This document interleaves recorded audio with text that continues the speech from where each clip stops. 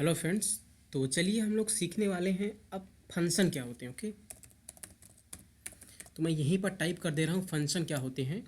वैसे जो ये हमने सी प्लस प्लस का एक बेसिक स्ट्रक्चर लिखा है, जो कोड होता है सी प्लस प्लस का। मेन भी यहाँ पर एक फंक्शन है, लेकिन मेन को समझने से पहले हम लोग कुछ और समझते हैं। मान लीजिए मैं क्या करने वाला हूँ यहाँ पर। मान लीजिए मुझे दो नंबर का सम करना है, तो हमने यहाँ पर इंट ए एंड बी दो नंबर बना लिया हमने। ओके, और फिर मैं यहाँ पर मैसेज देता हूँ सी आउट, मैं लाइन चेंज कर देता हूँ, इंटर टू नंबर। ओके, और यहाँ पर मैं लगा देता हूँ ये, और फिर मैं ए और बी में मैं वैल्यू इंटर कर लेता हूँ। तो हमने यहाँ पर क्या किया कि हमने दो वेरिएबल डिक्लेयर किए, उसमें इनपुट ले लिया है। ओके, अब मुझे सम करना है, उनका प्रिंट करना है, तो मैं यहाँ पर लिख देता हूँ sum of A and B is A plus B की वैल्यू को हमने क्या किया, प्रिंट कर दिया यहाँ पर। तो क्या होगा, हमारा दो नंबर का सम हो जाएगा। तो मैं इसको रन करके सिंपली दिखा दे रहा हूँ, इसमें कुछ है नहीं। ठीक है, तो ये हमारा प्रोग्राम रन हो गया है। यहाँ पर हमें दो नंबर इंटर करना है, हमने लिखा 5 एंड 6, तो which is sum equal to 11। तो यहाँ पर हमारा सम प्रिंट हो गया। लेकिन अब आप एक बात बताइए कि अगर मान लीजिए मुझे दो नंबर का सम अपने प्रोग्राम में करना है, लेकिन उसे 10 बार करना है, 10 टाइम्स करना है, तो क्या मुझे इस कोड को 10 टाइम्स लिखना पड़ेगा? बिल्कुल लिखना पड़ेगा, क्योंकि इतना सारा जो पीस ऑफ कोड है, इतना जो पीस ऑफ कोड है, ये क्या कर रहा है, दो नंबर का सम कर रहा है। और अगर मुझे दो नंबर का सम अपने प्रोग्राम में कहीं भी 10 टाइम्स करना है, तो मुझे ये सारा कोड 10 टाइम्स लिखना पड़ेगा, है ना। अच्छा, जो ये हम लोग पढ़ रहे हैं, तो मैं इस कोड को ना करली ब्रेसेस में भी इस तरह रख सकता हूँ। बिल्कुल मैं रख सकता हूँ इस तरह से। हमने इस पूरे कोड को क्या किया, करली ब्रेसेस में रख दिया है इस तरह से। ऐसा भी हम कर सकते हैं। मैं फिर से रन कर दे रहा हूँ इसको, देखते हैं क्या हो रहा है। रन हो रहा है हमारा प्रोग्राम कि नहीं? हाँ, रन हो रहा है। मैंने किया 5 एंड 6, देखिए सम इज 13 यहाँ पर आ रहा है।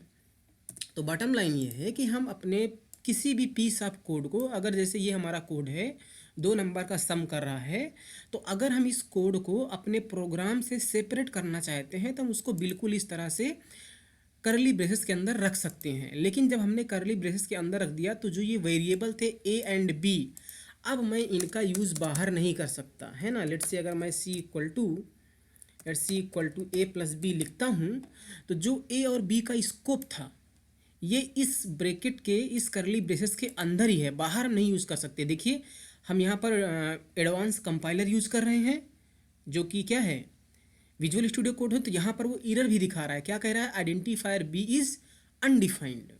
तो जो ए और बी का स्कोप है वो कहाँ रहेगा, इस करली ब्रेसेस के अंदर ही रहेगा। तो फिलहाल अभी हम इसको यहाँ पर हटा दे रहे हैं, ठीक है।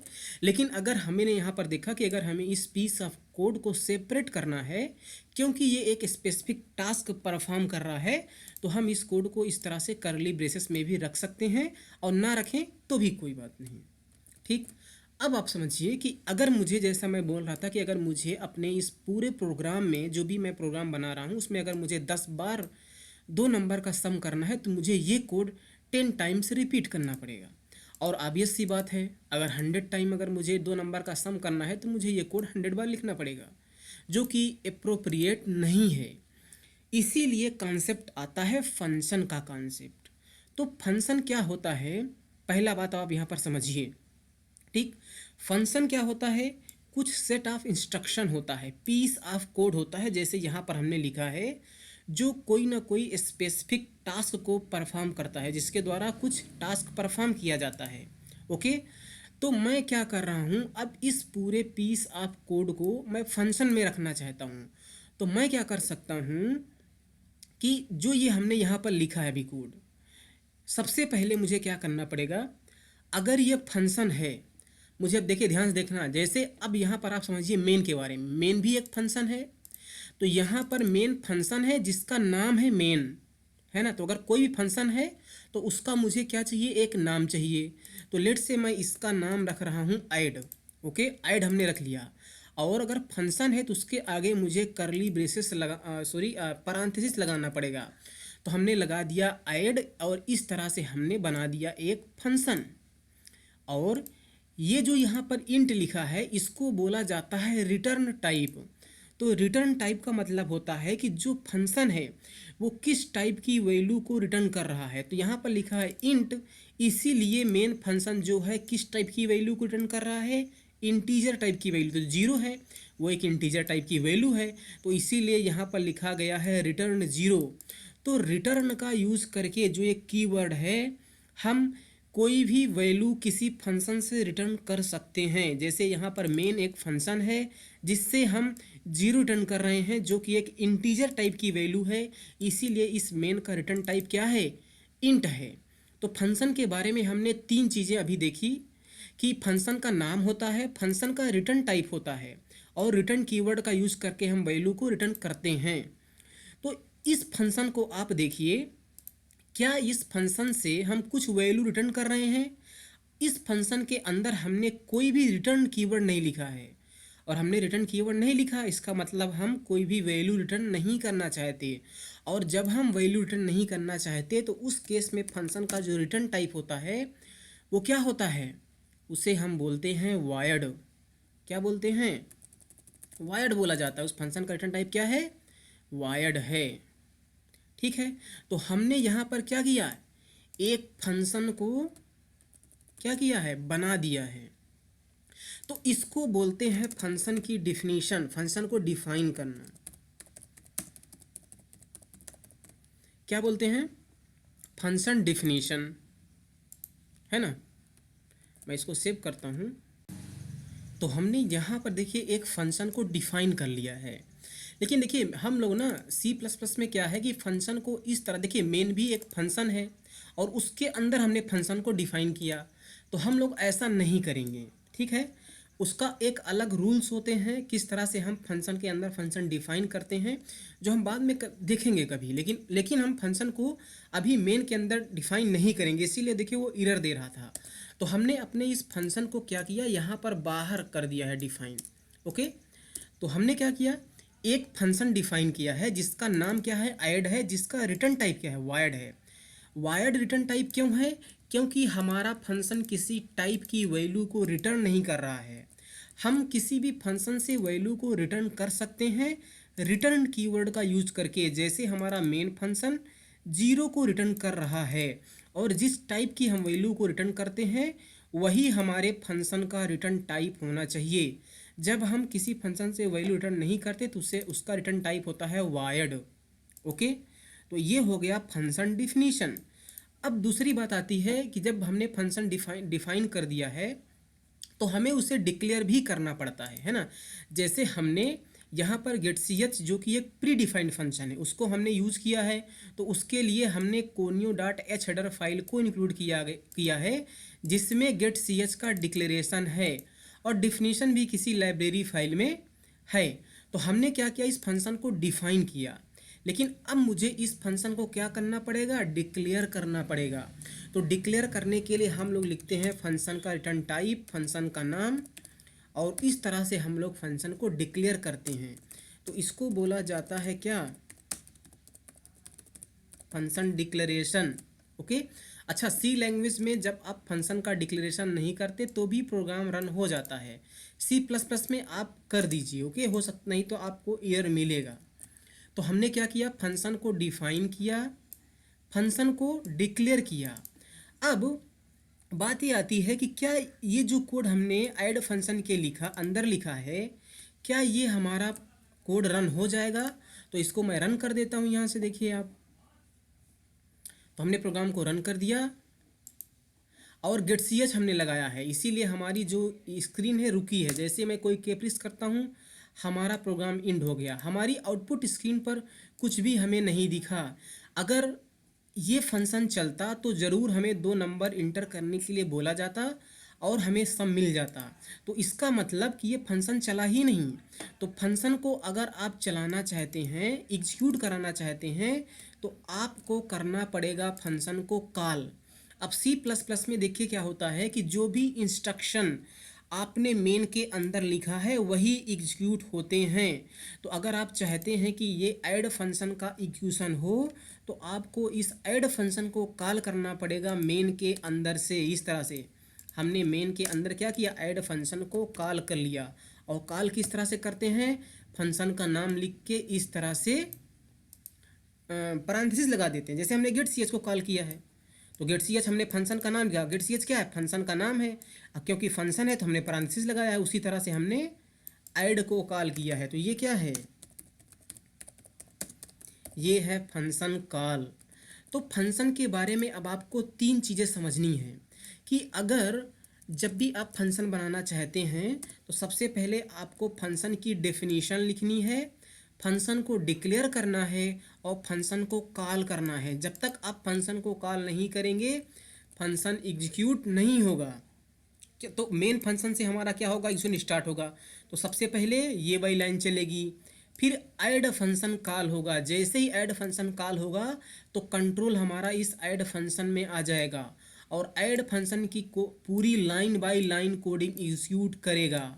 ओके, फिर जैसे ही ऐड फंक्शन का काम इंड होगा हमारा कंट्रोल फिर से यहाँ पर रिटर्न होके आ जाएगा और गेट सी एच को एग्जीक्यूट करेगा, रिटर्न को एग्जीक्यूट करेगा और हमारा प्रोग्राम इंड हो जाएगा, है ना। तो देखिए और समझिए आप फंक्शन के बारे में। जैसे हमने देखिए यहाँ पर ऐड फंक्शन को कॉल किया तो अगर मैं इस फंक्शन को कॉल नहीं करूँगा तो ये प्रोग्राम जो ऐड है, मेन जो फंक्शन है ऐड, ये हमारे रैम में लोड नहीं होगा। तो जैसे ही फंक्शन का कॉल होता है इस फंक्शन को रैम में लोड किया जाएगा, रैम में इस फंक्शन को मेमोरी मिलेगी और जैसे इस फंक्शन का काम इंड हुआ इस फंक्शन को जो भी मेमोरी रैम में मिली थी वो क्या होगी, रिलीज कर दी जाएगी। तो फंक्शन का ये भी बहुत अच्छा फ़ायदा है ना, कि अगर आप मान लीजिए बहुत बड़ा प्रोग्राम लिख रहे हैं जहाँ पर आपको मेमोरी की बहुत ज़्यादा ज़रूरत है और अगर आपने सारी की सारी कोडिंग मेन फंक्शन में कर दी तो वहाँ पर देखिए प्रॉब्लम हो सकती है कि उतना ज़्यादा मेमोरी अवेलेबल ही ना हो आपके प्रोग्राम को रन करने के लिए। लेकिन अगर आप फंक्शन से कर रहे हैं, उसी चीज़ को टुकड़ों में कर रहे हैं तो आपके लिए फ़ायदा रहेगा। क्यों, क्योंकि जैसे ही आप फंक्शन को कॉल करेंगे उस फंक्शन को लोड किया जाएगा और उसका काम इंड तो उसकी मेमोरी रिलीज हो जाएगी और अगर उस फंक्शन की मेमोरी रिलीज हो गई तो वो किसी दूसरे फंक्शन के कॉल करने पर यूटिलाइज हो सकती है। तो फंक्शन का जब हम यूज करते हैं तो मेमोरी का अच्छा यूटिलाइजेशन होता है।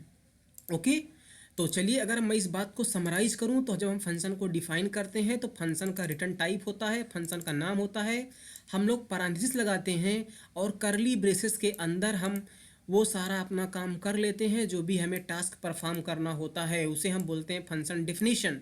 और फिर उस फंक्शन को हम लोग करते हैं क्या, डिक्लेयर, और उस फंक्शन को हम लोग करते हैं कॉल। अच्छा, ज़रूरी नहीं है कि हम फंक्शन को हमेशा मेन फंक्शन के अंदर ही कॉल करें, ऐड फंक्शन भी किसी दूसरे फंक्शन को कॉल कर सकता है। मान लीजिए एक हमारे पास फंक्शन है सबट्रैक्ट फंक्शन, अभी हमने इस फंक्शन को बनाया नहीं है, तो जब ऐड फंक्शन कॉल होगा तो ये कोडिंग कर एग्जीक्यूट होना स्टार्ट हो जाएगी। फिर ऐड फंक्शन क्या करेगा, सबट्रैक्ट फंक्शन को कॉल कर लेगा। तो कोई भी फंक्शन किसी भी फंक्शन को कॉल कर सकता है, लेकिन जो स्टार्टिंग पॉइंट है उसको मेन फंक्शन से तो कॉल करना ही पड़ेगा। अब यहाँ पर ऐड फंक्शन ने सबट्रैक्ट फंक्शन को कॉल कर लिया और अगर आप ऐड फंक्शन को ही ना कॉल करो तो ऐसा थोड़ी ना है कि ऐड फंक्शन ऑटोमेटिक कॉल होगा, ऐड फंक्शन तो कॉल ही नहीं होगा और अगर ऐड फंक्शन कॉल नहीं होगा तो सबट्रैक्ट भी कॉल नहीं होगा, है ना। आई होप कि आपको मेरी बात समझ में आ गई होगी। तो हमने यहाँ पर तीन चीज़ें सीखी है ना।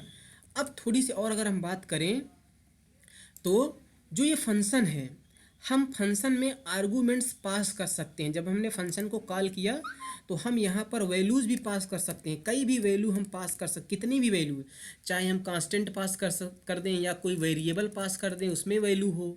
तो हमें समझ में आया कि फंक्शन में हम वैल्यू को पास कर सकते हैं, है ना, उसे हम बोलते हैं आर्गूमेंट, जो हम आगे देखेंगे।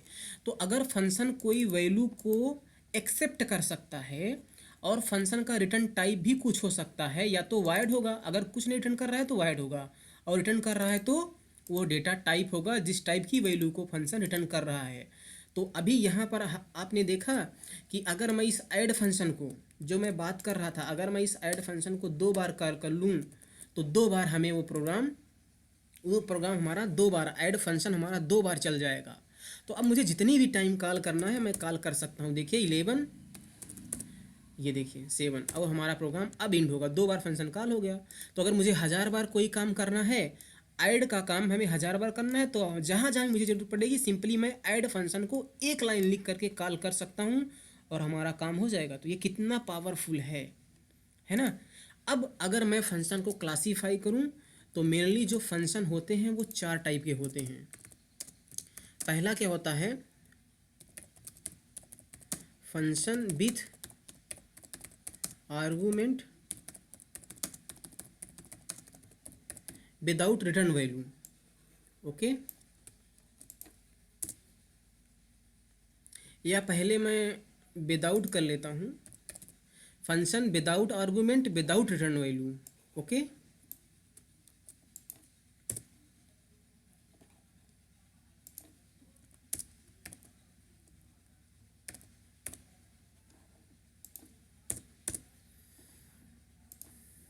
ओके, और यहाँ पर मैं इसको पेस्ट करता हूँ, function without argument and with return value. ठीक, ये दूसरा हो गया। अब with argument without return value, और फोर्थ क्या होगा बताइए, with argument and with return value, है ना। तो 4 तरह से हम फंक्शन पढ़ने वाले हैं कि फंक्शन में हम आर्गूमेंट पास कर सकते हैं, फंक्शन में हम आर्गूमेंट पास ना करें, और फंक्शन कोई भी वैल्यू को रिटर्न ना करे। वो ये वाला टाइप हमने देखा, क्योंकि हम जब आर्गूमेंट पास करते हैं तो फंक्शन यहाँ पर इसके जो ये पैरेंथेसिस है यहाँ पर हम वैल्यू को रिसीव करते हैं। तो ना ही ये, अगर फंक्शन का जो ये पैरेंथेसिस है ये खाली होना मतलब फंक्शन कोई भी प्रकार की वैल्यू को एक्सेप्ट नहीं कर रहा है। तो ये विदाउट आर्गूमेंट वाला है और कोई वैल्यू रिटर्न भी नहीं कर रहा है, तो विदाउट रिटर्न वैल्यू है। तो ये पहला वाला है, function without argument without return value. और अगले अपने वीडियो में हम ये तीनों टाइप देखने वाले हैं। ओके, तो आई होप आपको समझ में आया होगा। Thank you so much, bye bye.